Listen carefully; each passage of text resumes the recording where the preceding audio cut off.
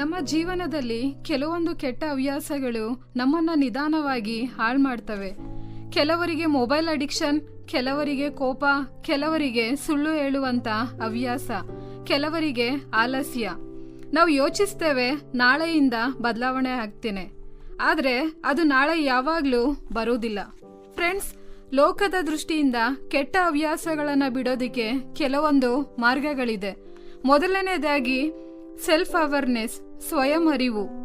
ನಿಮ್ಮ ಅಭ್ಯಾಸವನ್ನ ಗುರ್ತಿಸಬೇಕು. ನನಗೆ ಈ ಸಮಸ್ಯೆ ಇದೆ ಅಂತ ಒಪ್ಪಿಕೊಳ್ಳುವಂಥದ್ದು ಮೊದಲ ಹೆಜ್ಜೆ. ಎರಡನೆಯದಾಗಿ ಕನ್ಸಿಸ್ಟೆನ್ಸಿ, ನಿರಂತರತೆ. ಒಂದು ದಿನ ಬಿಟ್ಟು ಬಿಡೋದು ಸಾಕಾಗೋದಿಲ್ಲ, ಪ್ರತಿದಿನ ಪ್ರಯತ್ನ ಮಾಡಬೇಕು.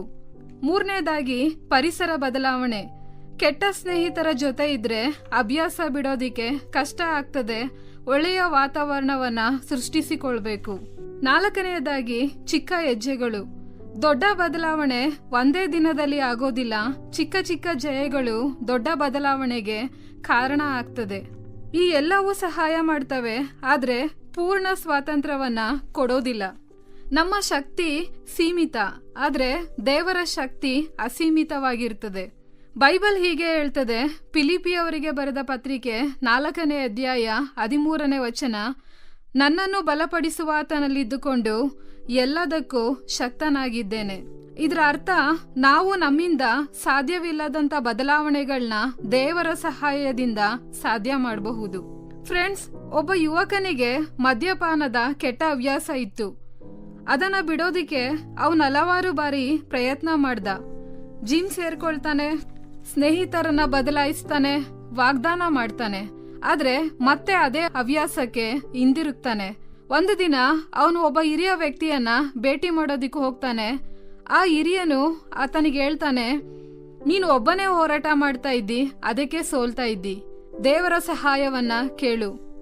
ಆ ದಿನದಿಂದ ಆ ಯುವಕ ಪ್ರತಿ ಬಾರಿ ಆಕರ್ಷಣೆ ಬಂದಾಗ ಪ್ರಾರ್ಥನೆ ಮಾಡೋದಿಕ್ಕೆ ಪ್ರಾರಂಭ ಮಾಡ್ತಾನೆ, ದೇವರ ಮೇಲೆ ಅವಲಂಬಿಸೋದಿಕ್ಕೆ ಪ್ರಾರಂಭ ಮಾಡ್ತಾನೆ. ನಿಧಾನವಾಗಿ ಅವನ ಜೀವನದಲ್ಲಿ ಬದಲಾವಣೆ ಪ್ರಾರಂಭವಾಗ್ತದೆ. ಇಂದು ಅವನು ಸಂಪೂರ್ಣವಾಗಿ ಸ್ವತಂತ್ರನಾಗಿದ್ದಾನೆ. ಫ್ರೆಂಡ್ಸ್, ಒಂದು ಉದಾಹರಣೆ, ಒಂದು ಮರವನ್ನ ನೆನ್ಪಿಸ್ಕೊಳ್ಳಿ. ಅದರ ಬೇರು ನೆಲದೊಳಗೆ ಗಾಢವಾಗಿರ್ತದೆ.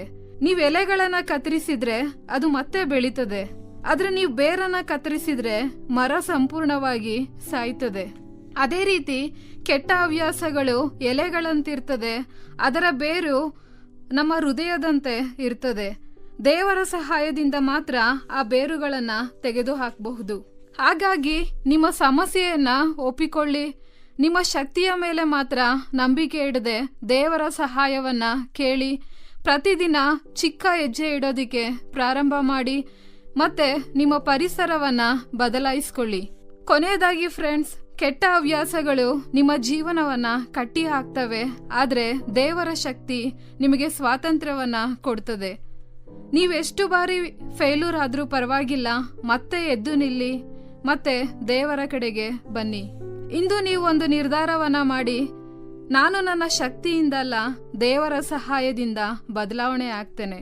ನೆನ್ಪಿಡಿ, ಹವ್ಯಾಸ ನಿಮ್ಮನ್ನ ನಿಯಂತ್ರಿಸಬಾರ್ದು, ನೀವದನ್ನ ನಿಯಂತ್ರಿಸಬೇಕು ದೇವರ ಸಹಾಯದಿಂದ. ಈ ಕಾರ್ಯಕ್ರಮದ ಬಗ್ಗೆ ನಿಮ್ಮ ಅಭಿಪ್ರಾಯ, ಸಲಹೆಗಳು ಹಾಗೂ ಯಾವುದೇ ಪ್ರಾರ್ಥನಾ ಮನವಿಗಳಿದ್ದಲ್ಲಿ ನಮ್ಮ ದೂರವಾಣಿ ಸಂಖ್ಯೆಗೆ ನೀವು ಕರೆ ಮಾಡಬಹುದು. ನಮ್ಮ ದೂರವಾಣಿ ಸಂಖ್ಯೆ 996026065453. ನಿಮ್ಮ ಅಭಿಪ್ರಾಯಗಳನ್ನು ಇಮೇಲ್ ಮೂಲಕವೂ ನಮಗೆ ತಿಳಿಸಬಹುದು. ನಮ್ಮ ಇಮೇಲ್ ID info@fibaonline.org. ವಂದನೆಗಳು.